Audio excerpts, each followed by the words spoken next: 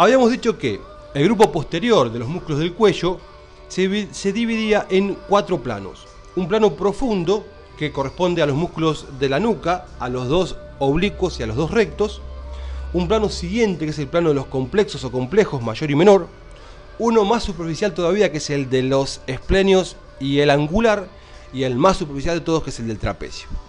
Entonces, acá tenemos un esquema de una nuca ósea, protuberancia occipital externa y las líneas curvas occipitales superior e inferior, apófisis mastoides y 3 primeras vértebras cervicales. Entonces, vamos a ver el plano profundo. Tenemos el recto menor, que se inserta en la apófisis espinosa o el arco posterior del atlas hasta el tercio medio de la línea curva occipital inferior. Por fuera de este, el recto mayor, que se va a insertar en la apófisis espinosa del axis o segunda vértebra cervical hasta el tercio medio de la línea curva occipital inferior. Acá tenemos el oblicuo mayor, que va desde la apófisis espinosa del axis a la apófisis transversa del atlas, y por último el oblicuo menor, que va desde la apófisis transversa del atlas hasta el tercio externo de la línea curva occipital inferior. Esto parece un trabalenguas. Se me delimita acá un triángulo, que es el triángulo de la nuca o triángulo de Tillot, entre el recto mayor, el oblicuo menor y el oblicuo mayor. Triángulo de Tillot, se suele preguntar bastante. Por ahí se ve pasar la arteria vertebral, que viene subiendo por los agujeros transversos hasta el endocráneo, y se ve salir el primer nervio raquídeo. Si avanzamos hacia superficial, tenemos el plano de los complexos, complexo mayor y complexo menor. Y acá tenemos una mnemotecnia que me parece piola o nos puede ayudar a acordarnos de las inserciones, que es la siguiente. Para el complexo mayor, T46, y para el complexo menor, T51. ¿Qué quiere decir T46? Que se inserta en la apófisis transversa de las 4 últimas vértebras cervicales y las 6 primeras vértebras torácicas. Y de ahí va a ir a la interlínea o el espacio que queda entre las 2 líneas curvas occipitales. El complexo menor era T51, entonces se inserta en las apófisis transversas de las 5 vértebras cervicales últimas y de la primera torácica. Y de ahí va a ir a la apófisis mastoides. El plano siguiente es el plano de los esplenios, de la cabeza y del cuello. Y acá la mnemotecnia es E74 para los dos. ¿Qué quiere decir eso? Que se inserta en las apófisis espinosas de la séptima vértebra cervical y de las 4 primeras vértebras torácicas, y de ahí se va a dividir un grupo que va a la cabeza y un grupo que va al cuello. Las fibras se dividen de esa manera. Esplenios capitis, la que va a la cabeza, va a ir al labio inferior de la línea curva occipital superior y a la apófisis mastoides. Y el esplenius collis va a ir a las apófisis transversas de las 3 primeras vértebras cervicales. Y en este mismo plano tenemos el angular. El angular era un músculo que se insertaba en el ángulo de la escápula, en el ángulo superior e interno de la escápula, y de ahí se dirigía a las apófisis transversas de las 5 primeras vértebras cervicales, que acá se ven, como tenemos el dibujo hasta la tercera, se ve hasta la tercera, pero va a la cuarta y a la quinta también.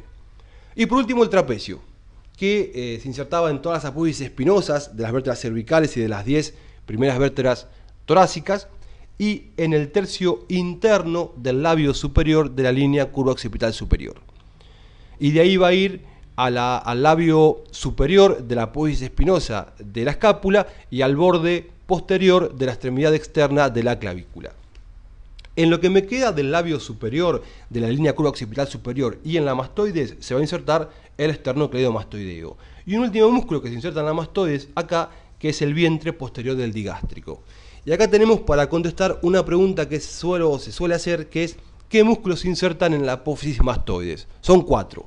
El esternocleidomastoideo, el esplenius capitis, el complexo menor y el vientre posterior del digástrico. Siempre dicen solamente esternocleido, pero son 4 en realidad. Bueno, vamos a ver acá con mi amiga la bola mensajera. Tenemos recto mayor, recto menor, oblicuo menor, oblicuo mayor.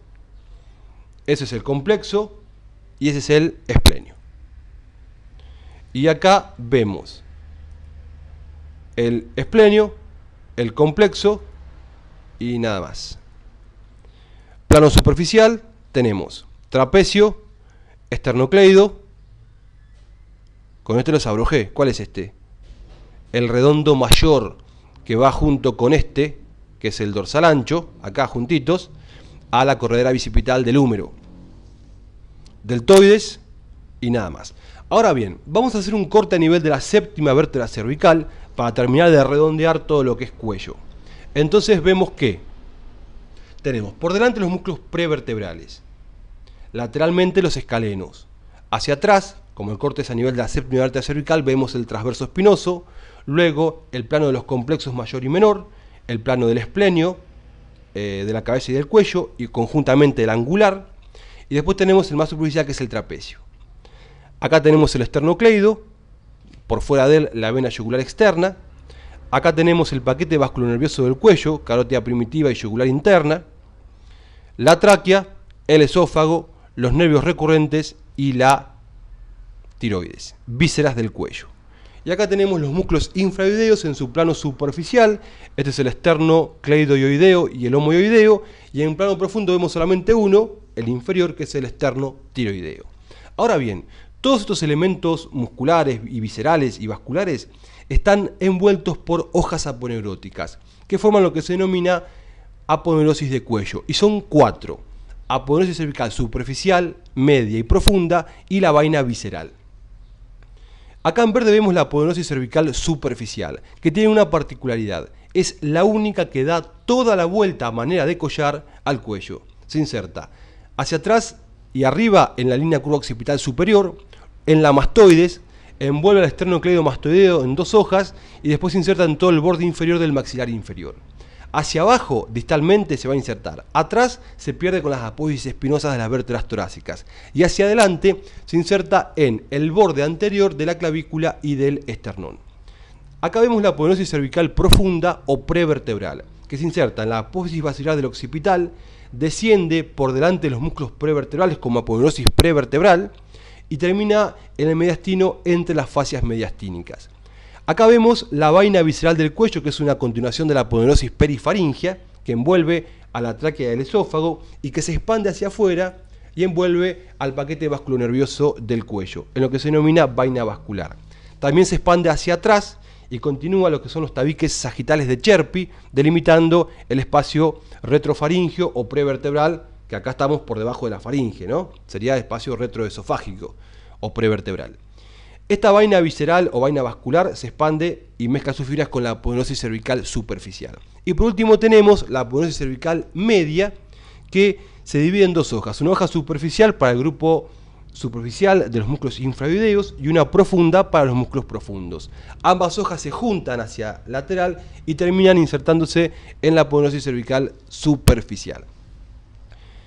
¿Dónde se inserta la aponeurosis cervical media? Se inserta hacia arriba en el ioides, es como si fuese un babero, y hacia abajo en todo lo que es el borde posterior, no anterior, anterior era la aponeurosis cervical superficial, este es posterior de lo que es clavícula y esternón, y lateralmente rodea al homoioideo y luego mezcla sus fibras con la aponeurosis cervical superficial.